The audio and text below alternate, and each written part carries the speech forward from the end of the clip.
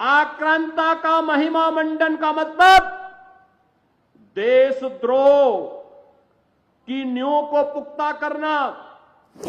सरकार ने इसके लिए डबल इंजन की सरकार ने फिर इसमें और व्यवस्था की है कि गांव में ग्राम सचिवालय होगा। ग्राम सचिवालय में ऑप्टिकल फाइबर या वाईफाई की हम सुविधा देंगे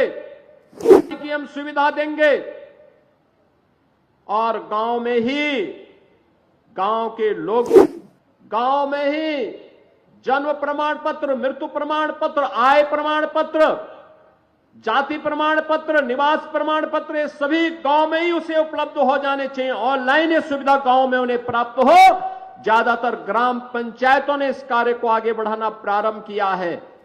और दूसरा, लैंड रिकॉर्ड को डिजिटाइज करना। अब पैमाइश में मनमानापन नहीं चल सकता कि गरीब को थोड़ा सा घुमा दो तो एक गरीब का हक कोई मार ले।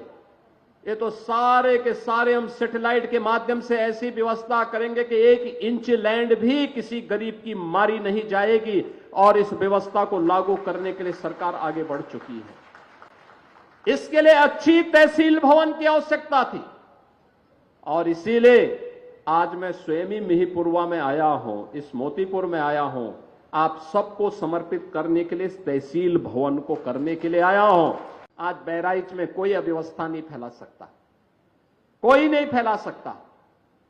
आज उत्तर प्रदेश में आप देख रहे होंगे महाकुंभ के इस भव्य आयोजन के बाद पूरी दुनिया उत्तर प्रदेश की तरफ कौतूहल की निगाहों से देख रही है।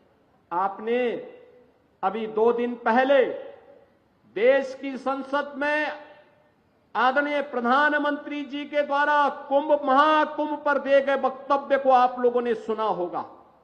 प्रधानमंत्री जी ने भूरी भूरी प्रशंसा की है उत्तर प्रदेश वासियों की और महाकुंभ के आयोजन की।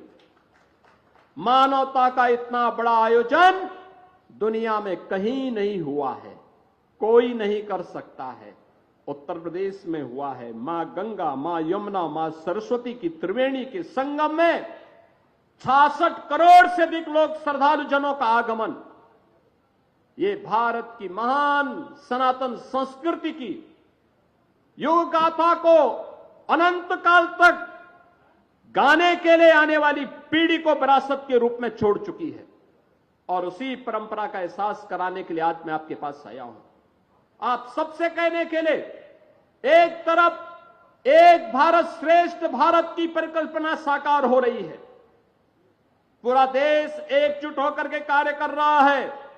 उन स्थितियों में मैं सभी उत्तर प्रदेश वासियों से कहना चाहूंगा, जब भारत की सनातन संस्कृति और भारत की परंपरा का गुणगान दुनिया कर रही है, तब भारत के महापुरुषों के प्रति श्रद्धा और सम्मान का भाव हर नागरिक का दायित्व होना चाहिए।